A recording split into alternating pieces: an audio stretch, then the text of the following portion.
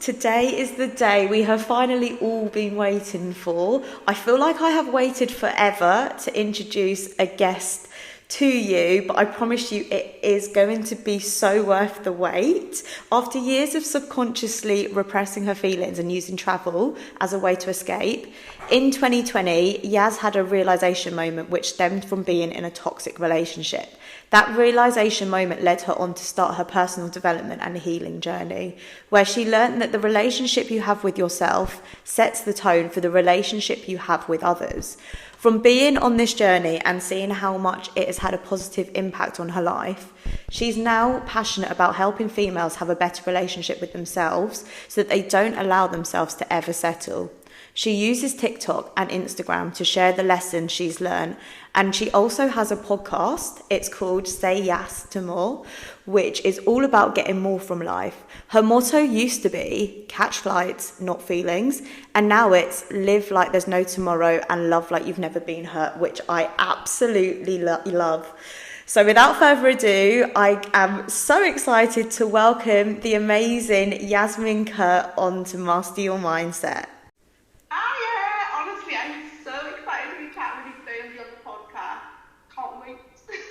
So tell us a little bit about your journey, Yaz, because, oh my God, you've had such a whirlwind of a journey, haven't you? Yeah, I think it's really like the last couple of years, which is like, I really like got into it a lot more.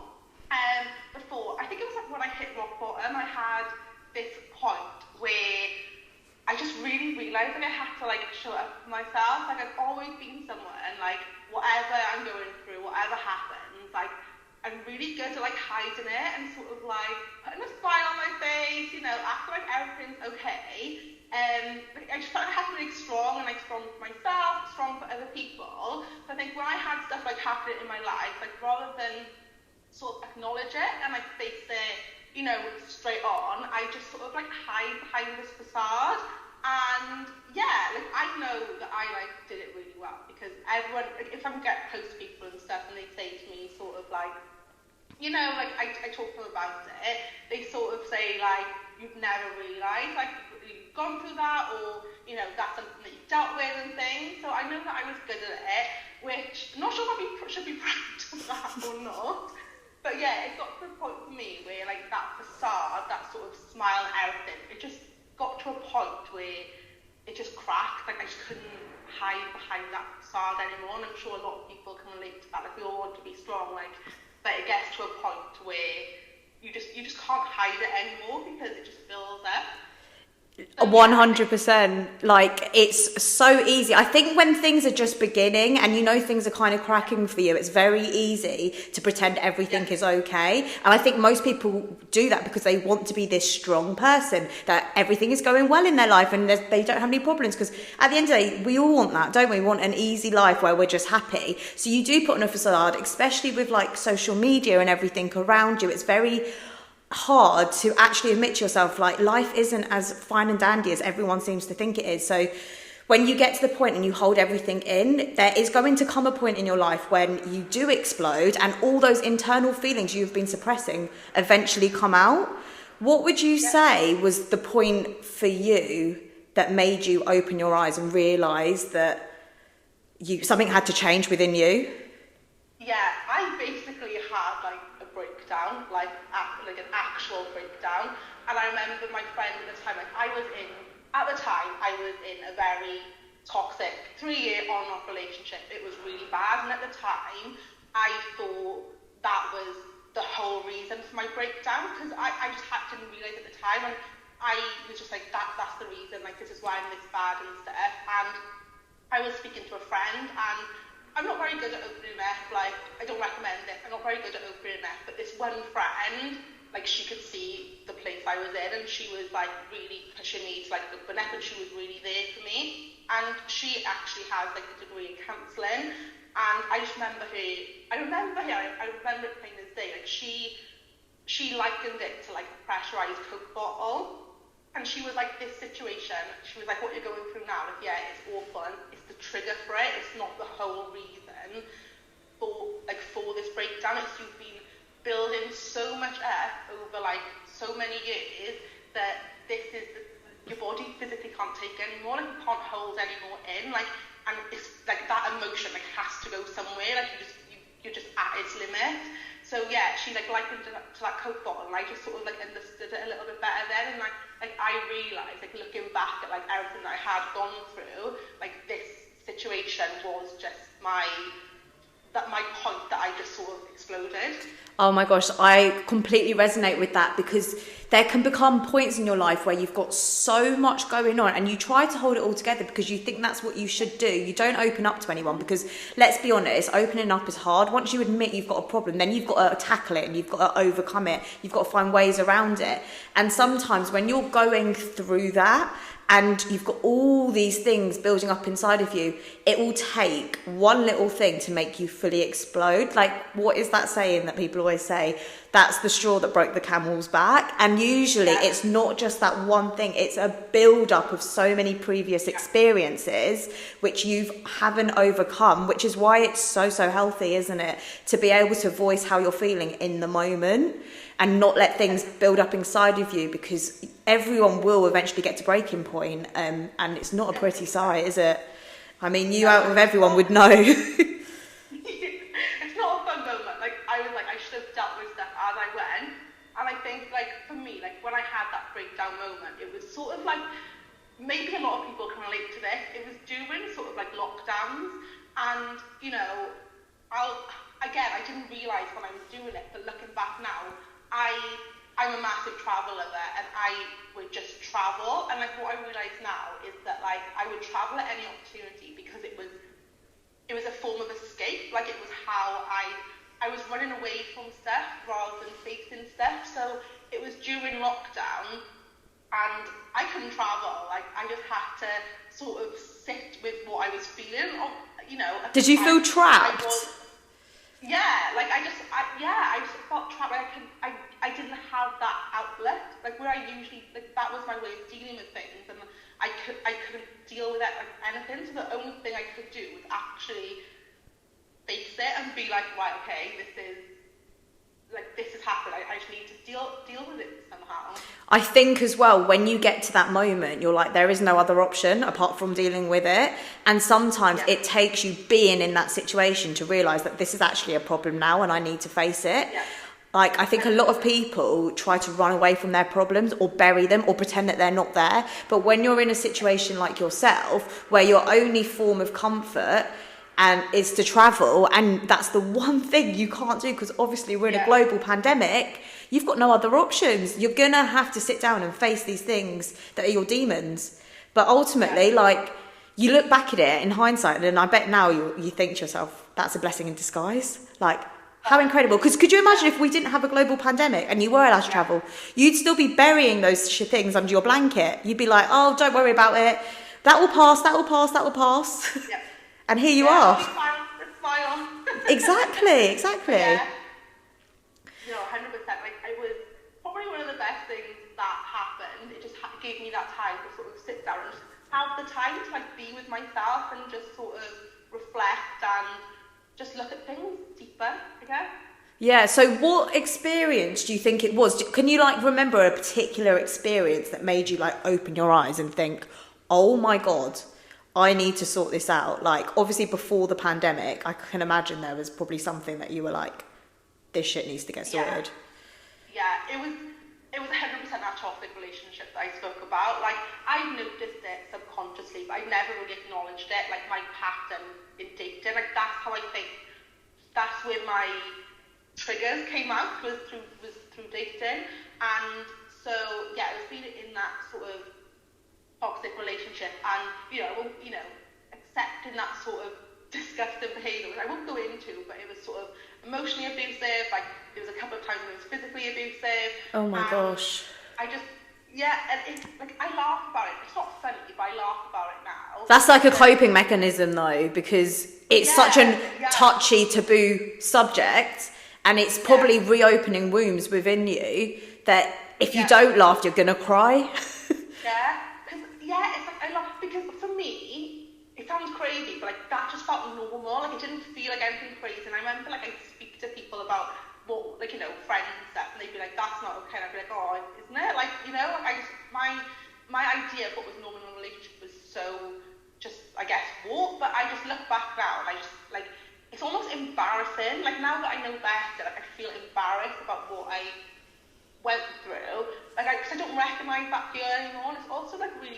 but that is what I thought love and affection was. And, you know, I got into a point in that basically where I just got like to a shadow of myself. I was very emotionally reactive, like constantly upset, anxious, but like I was walking on eggshells. Like I was just sort of like in like a fight mode. Yeah. And I just remember I just had this like epiphany moment, and I don't know where it came from, but I just had this moment when I was just like, excuse my French, but I was just like, fuck, like there must be something wrong with me. Like if I'm actually putting up with it, there's something wrong with me. I've been blaming this person for so long about the way they treated me, but actually, like, I've got a part to blame here, because I'm the one who's saying, I'm the one who's allowing this to continue happening. Yes, alright, I'm like telling this person it bothers me, but they're showing me that nothing is changing, and I just got to a point where I didn't blame anybody else anymore. I took responsibility, I guess, for the situation that I was putting myself in. So yeah, I think that was my moment, was like actually taking acceptance of, okay, I've got a part to play here, of this behaviour, I guess. They always say as well, don't they, you don't do better until you know better. So for a long period of time, you probably thought that is what a relationship should be like. You probably looked around and thought, okay, this is how it should feel, this is how I should act, that's how they should talk to me. And then I think as time goes by and you see like your friends in relationships, you see things on TV, I always think that Married at First Sight is a perfect example, because for young children, some of the behaviours on there are awful, but they get ironed out by the professionals to say like that isn't what should be happening. So if you're a young person, you're watching that show, I think it's very healthy to know that certain behaviours aren't what they should be. Like people shouldn't behave in certain ways. And I think it has a lot to do with your self-confidence and how you feel about yourself. Because if you are someone who has no boundaries, lacks self-esteem, and just really doesn't have much confidence, it's really sad, but it's true to say that you will usually end up in a relationship where you are being taken for a bit of a mug and you are walked all over, and they will do whatever they like with you because you don't have those boundaries in place, which is why it's so important to know exactly what you bring to the table, because without knowing that, people walk all over you every single time. It's so true, and that's why now, I say to people, like, whether it's the person in a relationship or whether you've got friends in a relationship, like, I'll always say to someone, like, never tell the person to leave, like, it's not the right thing to say. Like, when you're with that person, it's not, you're getting treated like rubbish, but there's so much to it. It's so much deeper than just like being treated like rubbish. There's like deeper meanings to it. Like there's like trauma bonds. Like it's sort of almost like that person is an addiction. It's not as simple as like being in a healthy relationship and thinking this isn't right for me, I'm walking away. It is a completely different kettle of fish. So that's why I always say to people now, like, don't tell someone to leave, because that is so much easier said than done. Like in your mind, you know, like you should, but you can't. So what I always say to people now is just work on yourself. Like work on yourself, even if you're still in that relationship. Like work on yourself, because your worth will, like you say, like no self-confidence, lack of self-worth. Like that was me. Like I had absolutely like none of that. So like when you start working on yourself, like when you start like pouring into yourself, like working on self-love, working on mindset, you know, digging deeper into what your triggers are and stuff, like you start building yourself up. And I think it's when you get to that point where you've built yourself up and you're confident in yourself, like you can see it, and then that sort of behaviour that just disgusts you, because you have standards now, like you know who you are, whereas before you don't. So I always think like when you've worked on yourself and do that, it's easier to walk away from things that don't serve you, because you recognise it a lot better. 100%, yes. I think you hit the nail on the head with so many things there. You will stick in situations which aren't good for you until the moment when you realise that situation isn't serving you. It could be a situation, it could be a person, it could be an environment, whatever it is, you will stay in any of those places and surround yourself with any of those people until you realise that you can be more and do more than what that situation is allowing you to be and do. So whatever, this is why I'm a firm believer in you are always in the right place at the right time. Like, people always want to rush to get to other places because they see things on social media, but where you are right now is where you are meant to be. And the moment that you grow yourself, you improve your mindset, you strengthen your soul, that is the moment that you get taken to the next level, and that's the moment that your whole life shifts. But until then, you have to work on what you've currently got. Yeah, no, it's 100%. I think everything in life, like the good, the bad, the ugly, like everything, like it's all there to serve a purpose. Like, you just have to, like, looking back now, like, sounds crazy, but I'm grateful for that situation. Like, if it wasn't for that situation, I wouldn't be where I am now, I don't think. I think I would have just carried on. And even if I think I was in easy relationships, like not great, but just easy relationships, I don't think I would have had the wake-up call that I needed to deal with other stuff if it wasn't for being in something that was so wild and so bad. Yeah. Even in like the hardest of times, I'm a firm believer that you have to go through those times. There is no shortcut to get into wherever you want to be. There's no elevator to success, as cheesy as that sounds. You have to take the stairs every single time. And I know it can be so draining and so tiring. And you're like, why am I facing this? The reason why you're facing those tough things is because you have to grow as a person. Without you growing, you can't get to wherever you want to be. If you could be where you wanted to be without growing, you'd already be there. Yeah. So it's so true. It's so true. And, you know, I had a bit of a habit, and I noticed the habit in the end, where it's like the toxic relationships, the emotionally unavailable guys, like, I would just hang on to those, and like healthy relationships, like guys who would treat me right, like for me, and again, this is my issue, like that felt so uncomfortable to me. And what I realise now is that like I'm full of love, and I absolutely love like giving people love, but for me, receiving love I found very difficult. Because you weren't used to it. Yeah, so, which is mad, because like it's not as if my parents didn't love me, like, do you know what I mean? It was just I don't know where it came from really, but that was an issue for me. And I think it was just noticing that pattern and realising, okay, I've done this pattern enough times now, this is the time where I don't just cut ties with this person, but I've actually got to cut ties with like that version of me that is allowing that cycle to continue. 100%. So just leave. Like if I just left and did no work at all, the same thing just would have just kept happening. So what kind of things? Before you carry on. Like, so Yaz, what kind of things did you do for yourself in order to change? Oh my gosh, so much, honestly. Like so much. I think the first thing I did though was I journaled. Like that was the first go-to thing that I did. And actually a friend told me to do this, a friend I spoke about earlier, and she said journal everything, like the good, the bad, the ugly, every single aspect of your life, like, you know, relationships, friendships, family, career, life, traumatic events, literally just journal, like just everything. And it took me a while to do that because it daunted me so much. I could feel actually having to acknowledge like everything, how I was feeling.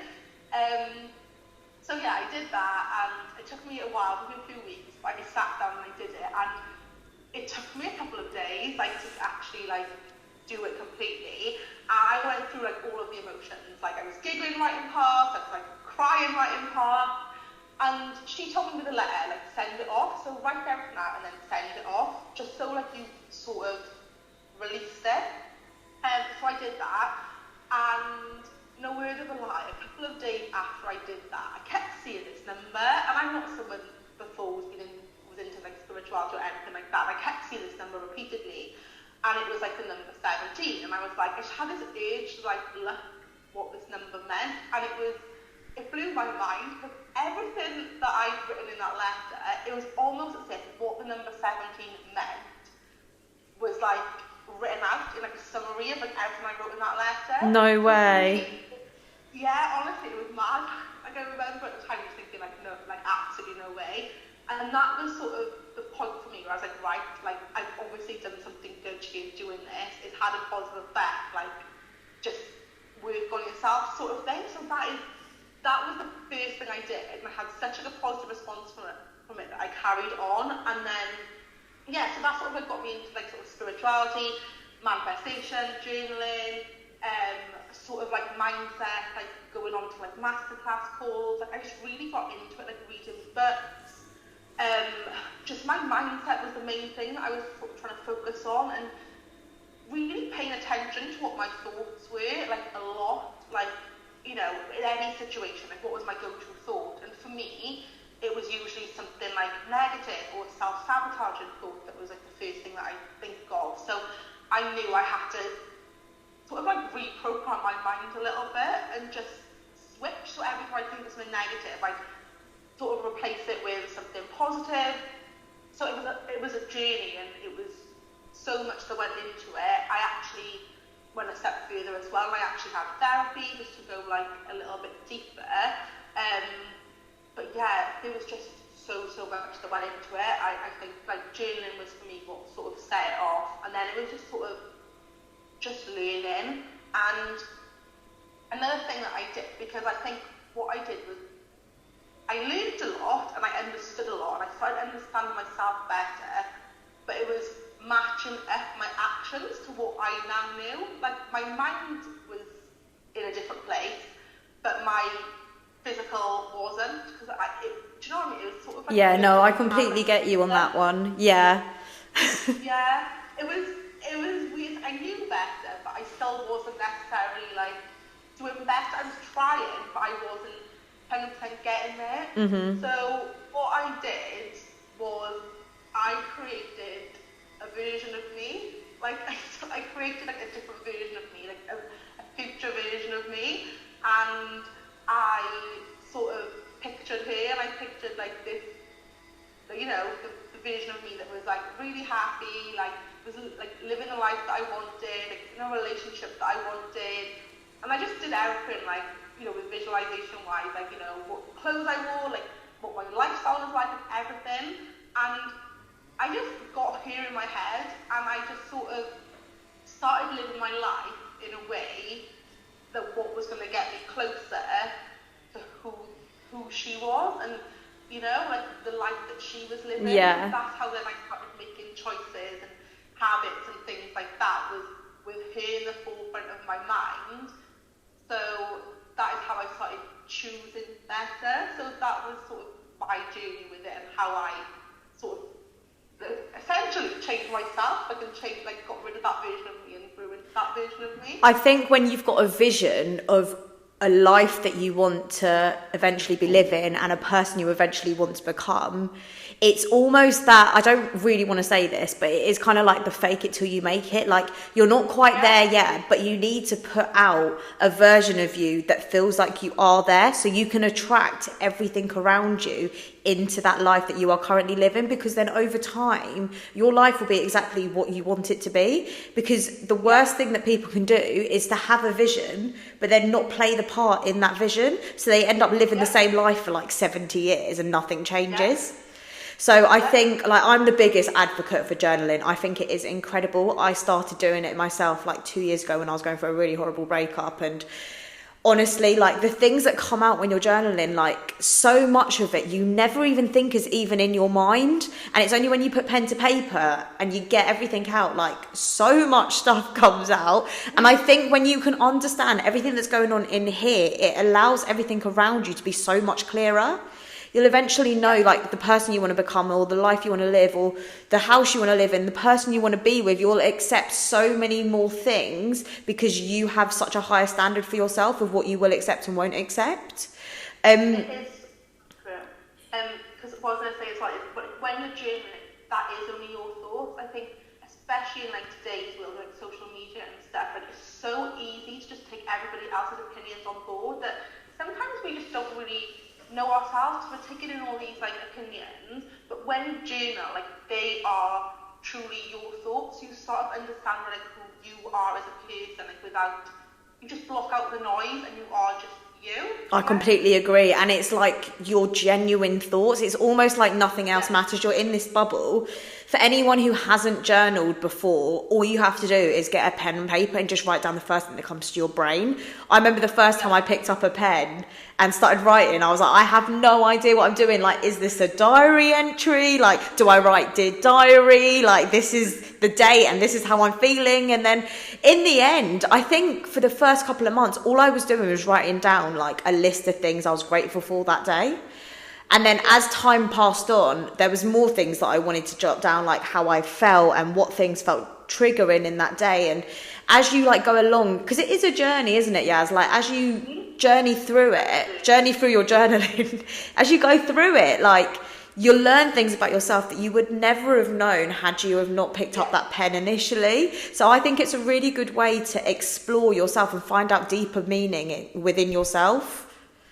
Yeah, no, you're spot on, because like you just get such a better understanding of yourself, and like you just get such a better connection with yourself as well. Like you start learning more about yourself. I think it's such a powerful thing to do, even though it can be daunting to pick up that pen, the thought of like what's going to come out. But once you do it, it's just so freeing, I think. And you just feel so good. Like I don't know about you, but a lot of the amazing people that I coach also journal, and we always do check-ins to find out how they're getting on, like, and everything. And a lot of people say that it feels like a release because you have all these thoughts in your head, and having a safe space to write them all down and journal it out and understand why you're feeling a certain way, it's so healthy. Because when you have so many thoughts, like we have thousands and thousands of thoughts going around in our head every single day, when you don't have somewhere to offlay those thoughts, what happens to your brain is it becomes cluttered and everything bothers you and everything is then a problem. Whereas journaling, like I do it literally at the end of every single day, whether I've had a good day, a shit day, a really good day, a really bad day, like whatever the day, like I make sure that I journal, even if it's for 2 minutes, even if it's not a whole page, just like a few lines, just to write something that's going on in my head. Because I know if I don't do that, then the following day I've got so many cluttered thoughts and images in my head that I haven't had anywhere to put them. Yeah, no, I completely agree. It gets it out somewhere. Like I said earlier with the Coke bottle theory, or like, you know, that thing. It's you don't realise how much is like stored in your body. Like you don't actually realise it. Like we take on everything, so it is just that outlet to just get it out and. Yeah, like you said, so good. Yeah, I completely agree. So what kind of things did you learn about yourself whilst you were journaling and going through this massive shift? Because I can imagine it was like a lot of positives, but probably a few negatives as well. Yeah, literally like so much. It is so much, like so much. But I think for this podcast, obviously it's focused on like relationship side. I'll just talk about like the things that were sort of more like on a relationship level. And yeah, I realised even though I wasn't like outwardly hurting people, like I had toxic traits as well that was sort of bad, like, you know, bad to me. And I guess like was sort of that energy was like given off to the other person as well. But like one of the things I was guilty of, like so guilty of, like going into relationships, and I don't like to play the blame game, but I like to excuse it a little bit on my star sign if I'm a Cancer. But I really build up like a fantasy of people, like so much. Like I build up like a fantasy of someone in my head, which would lead to me seeing like the potential in people, and I would cling on to that. So I put them on a pedestal essentially, and I would create this version of them, and you know, they could be telling me all this stuff and I believe it. Like I never listened to actions. You know, I just listened to the story that I wanted to. You listened to the words and didn't believe the actions. Yeah, the words and the fantasy, like what I wanted something to be is how I see it. But that kept me clinging on so long in like so many situations where I should have just like cut and run. And you know, now what I've learned is that was like a me problem. Like that was nothing to do with them, that was a me problem. So now like, I will only pay attention to action and effort. Like now, like if that doesn't match, like I won't I won't sort of get ahead of myself. But okay, that's what they're showing me. Yeah. That is what we'll go with. But I think what I've learned is that fantasy that sometimes we feel so guilty of goes in our head. That is what we want. Like, that is what we want, and it is that, like, situation that we want is possible. It just might not be with these people that we're sort of putting that onto. So that's one thing I learned about myself, is that I was a massive, like, fantasy person, where I just needed to be a little bit more realistic. You're a Disney princess, but you needed to be a real life princess. Yeah, exactly that. Yeah, no, I mean, yeah, I don't think it's a bad thing to want a certain person in your life, but when you are changing that person into someone you want them to be, that's when things go wrong. Because I have definitely done that in the past with relationships. You love a person so much and you want the best for them and you can see so much potential in them, but the problem with doing that is that they don't see the potential in themselves and they don't want those things. Like, and everyone wants different things, which is, by the way, absolutely fine. But when you are looking for certain traits in a person, the worst thing you can do is imagine those traits in that person when they're not actually there. They're just a mirage. It is.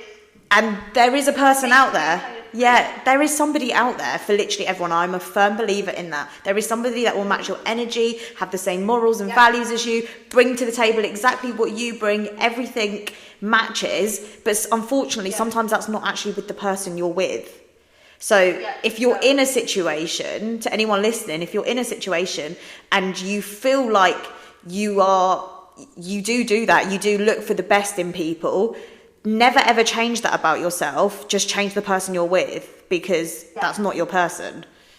Exactly. Like, that is what I've learned, is actions. Like, the right people will come through with the actions once we're genuine, and that's what we need to look out for.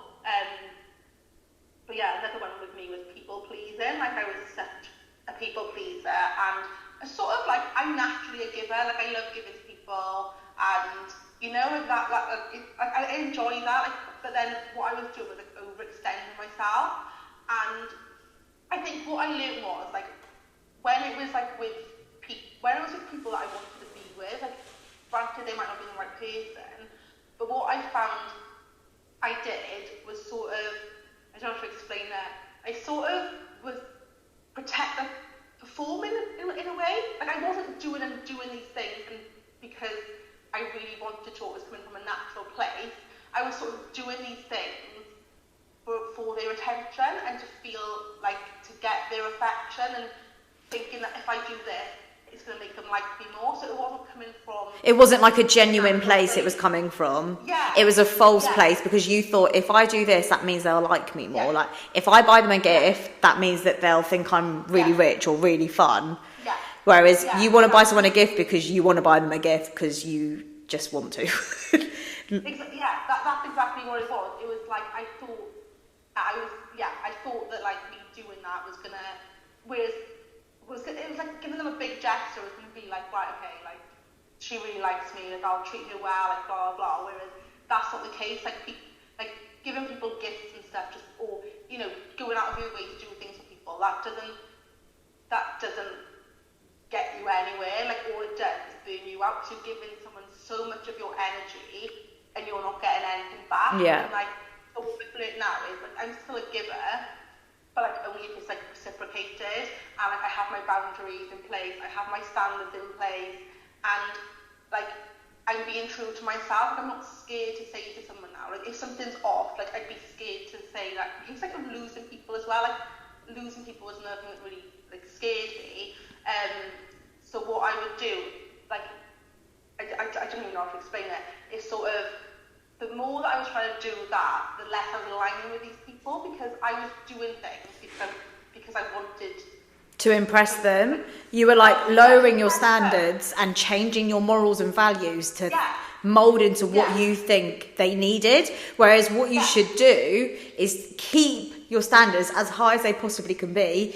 Make sure that you align to your own morals and values, and the right people will come into your life and mould around that. You should never ever mould yourself to anybody, The people that come into your life that fit are the ones that align to your morals and values, and you automatically click. You should never force a relationship that isn't there.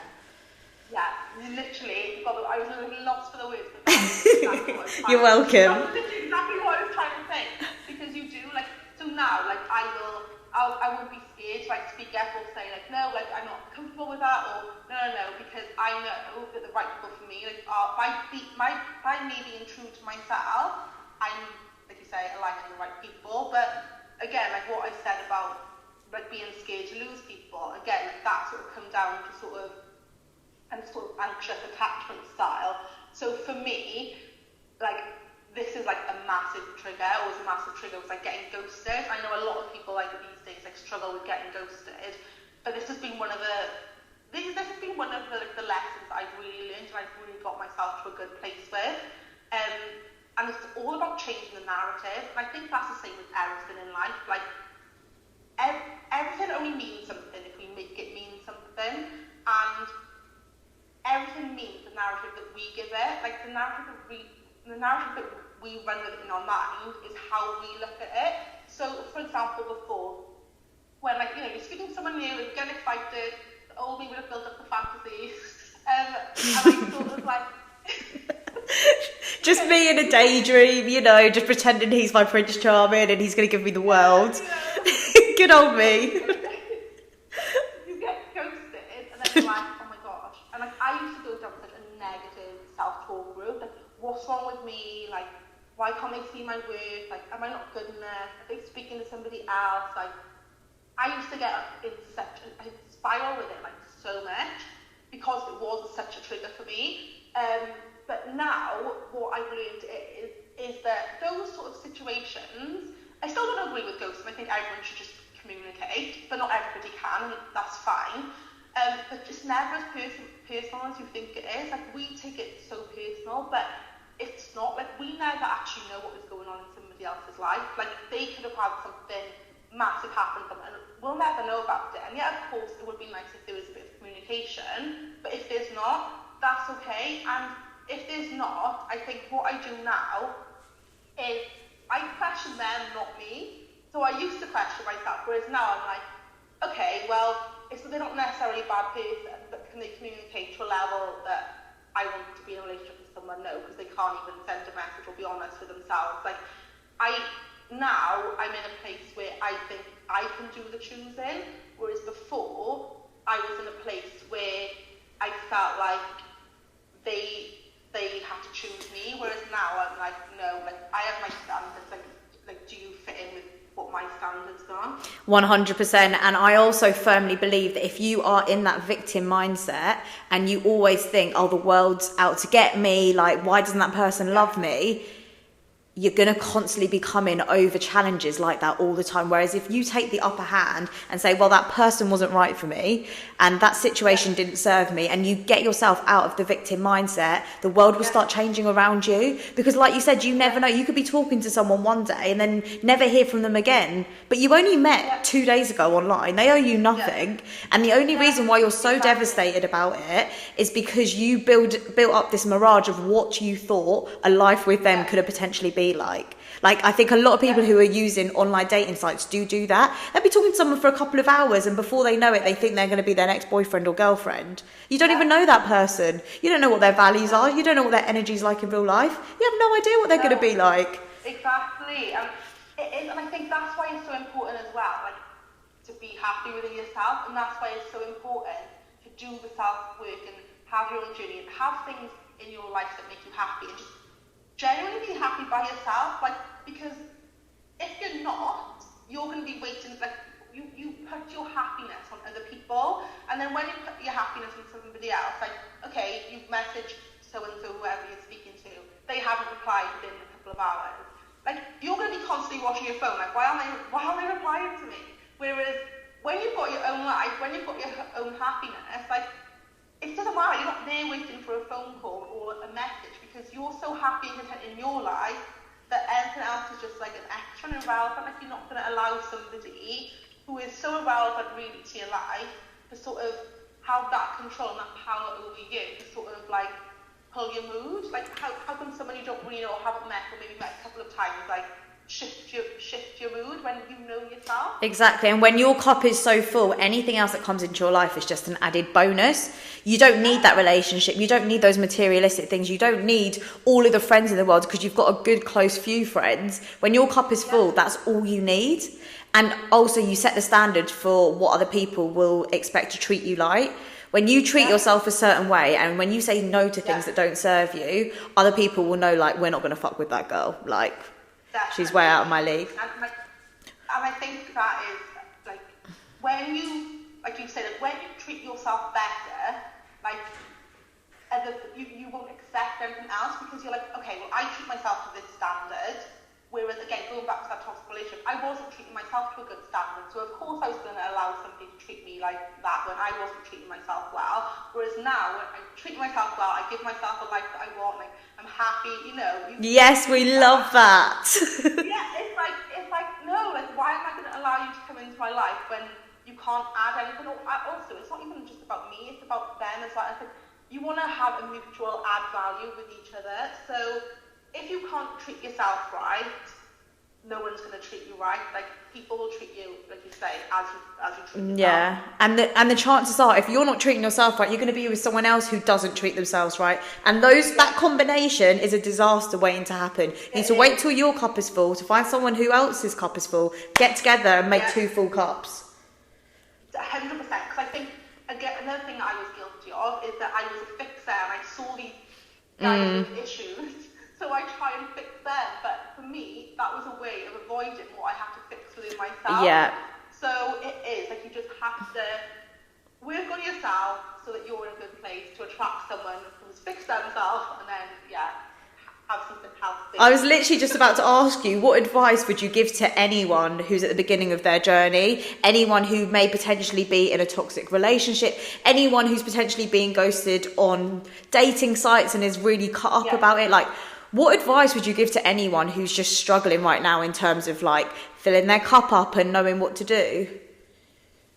I would say just believe in yourself. Like, I know it sounds silly, but just give yourself, like, the positive self-talk. Like, even if you don't believe it, you might not believe it at the moment, but just, like, keep saying it and keep telling yourself it until you do believe it.